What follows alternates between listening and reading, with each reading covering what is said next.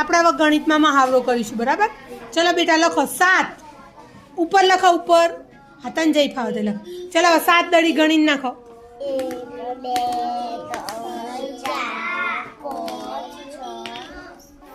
7 ચલો હવે લખો 5 હા 5 દડી ગણીને નાખો નાખો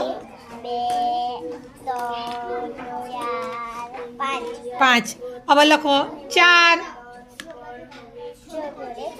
હા હવે 4 દડી ગણો વેરી ગુડ હવે આમાં કેટલી દડી થી બેટા એ ગણીને પાછી આમાં નાખતો ગણતો હવે ગણતી ચાલો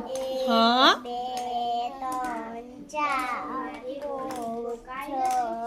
7 8 9 10 11 12 13 14 15 કેટલી થી